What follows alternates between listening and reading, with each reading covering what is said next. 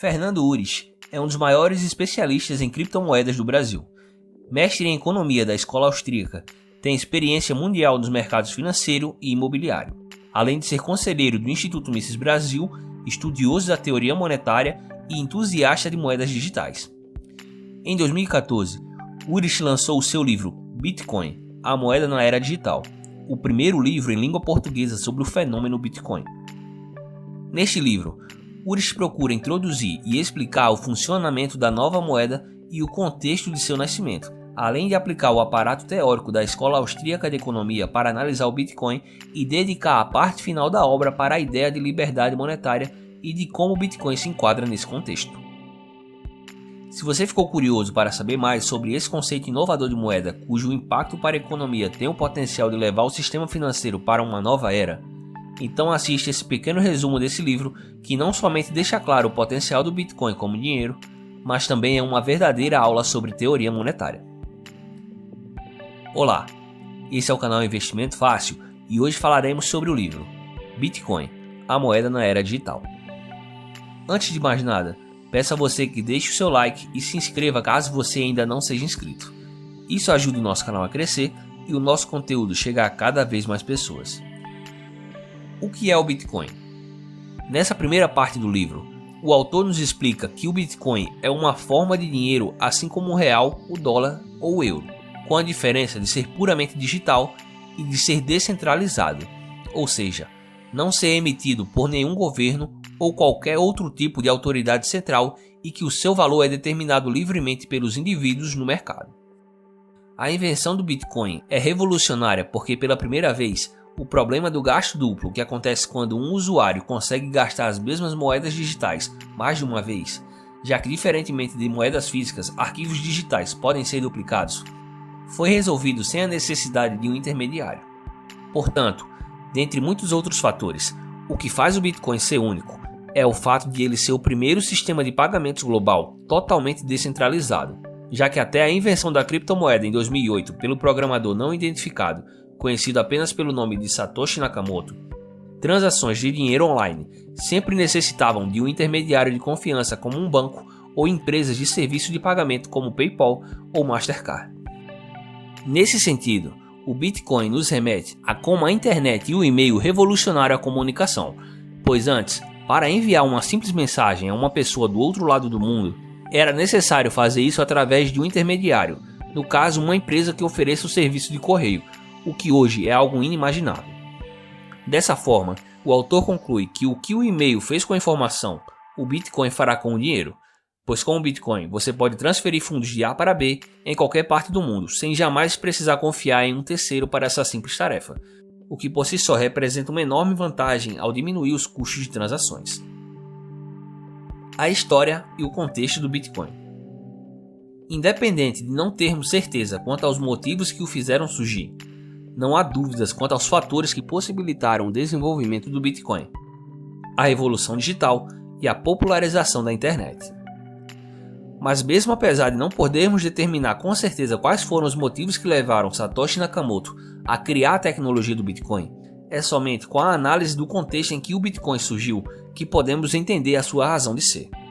Nesse contexto, o autor nos chama a atenção para o atual arranjo monetário do Ocidente que estaria baseado em dois pilares. 1. O monopólio estatal da emissão de moeda, somado à legislação de curso forçado que obriga os cidadãos a usarem a moeda emitida pelo Estado. E 2. Os bancos centrais que organizam e controlam todo o sistema bancário. Esse arranjo monetário não só autoriza como incentiva governos e bancos a recorrerem ao poder de imprimir dinheiro sempre que possível, pois segundo Ures, abre aspas, o poder de imprimir dinheiro é tentador demais para não ser usado, fecha aspas.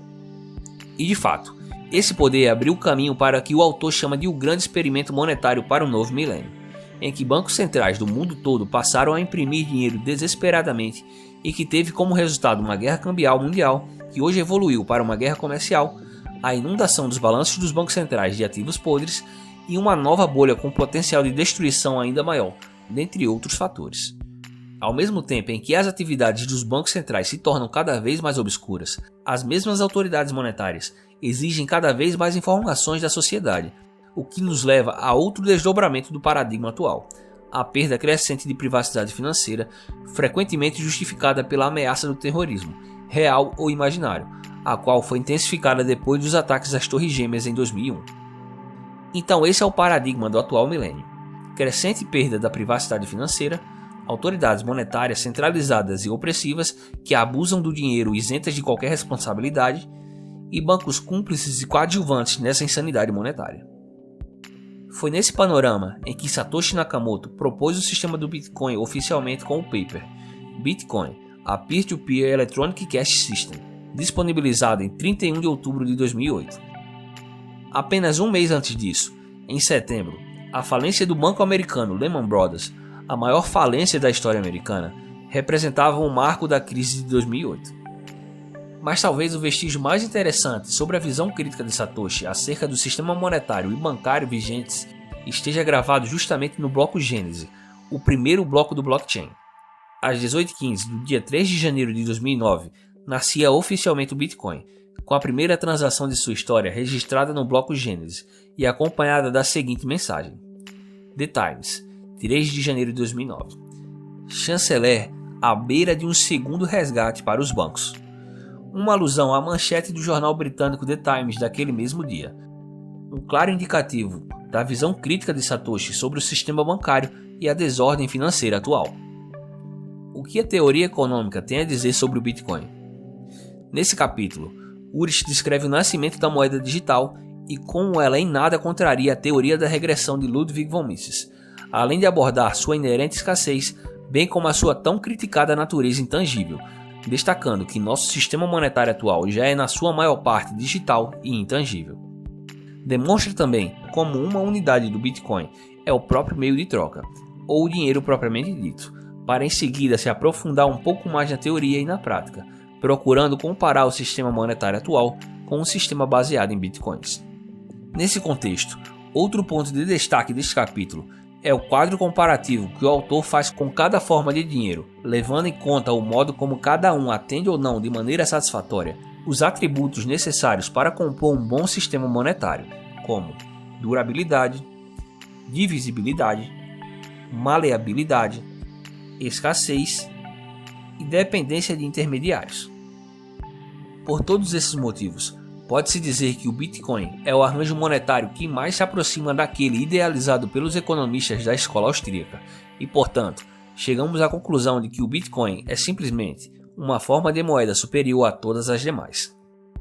A liberdade monetária e o Bitcoin. Nesta última seção, o autor torna necessário entender o valor de uma moeda livre para a prosperidade e liberdade de cada indivíduo e da sociedade como um todo, destacando como desde há longos séculos é vedada aos indivíduos a liberdade de escolha de moeda. Somos obrigados a usar um dinheiro estatal, constantemente abusado e depreciado. Não obstante, moeda honesta e sadia é uma pré-condição básica para uma sociedade próspera e livre.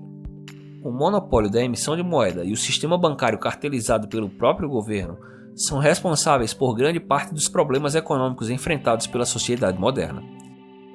Tínhamos um excelente sistema monetário lastreado no ouro, mas que foi encerrado não porque o sistema colapsou, mas sim porque políticos estavam descontentes com a disciplina imposta pelo padrão ouro, que servia como um empecilho à livre emissão de moeda pelo Estado. Em troca, o que temos hoje é um sistema monetário elástico, cuja emissão de moeda é uma mera função da vontade política embasada por teorias econômicas defeituosas. Portanto, a raiz de todos os males não é o dinheiro, mas sim a inflação. E quando o autor fala inflação, ele está se referindo ao significado original do termo inflação, que é o aumento da oferta monetária. Segundo o autor, a história da humanidade é um atestado de uma triste verdade. Nenhum sistema político foi capaz de conter os abusos de governos no âmbito monetário. O Bitcoin não é uma criatura do Estado, é uma invenção e evolução do mercado que independe do consentimento do poder estatal.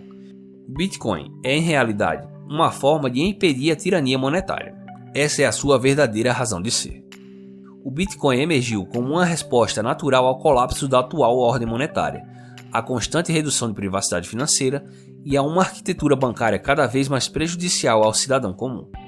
Ele é a maior inovação tecnológica desde a internet. É revolucionário, sem precedentes e tem o potencial de mudar o mundo de uma forma jamais vista. A moeda, ele é o futuro. Ao avanço da liberdade, é uma esperança e uma grata novidade. Caso você tenha se interessado, o link do livro estará na descrição e nos comentários. Gostou do conteúdo? Então deixe o seu like, se inscreva em nosso canal e compartilhe este vídeo com todos os seus amigos e familiares. Caso tenha alguma dúvida, crítica ou sugestão, deixe um comentário que terei o maior prazer em respondê-lo. Muito obrigado por assistir ao vídeo e até a próxima.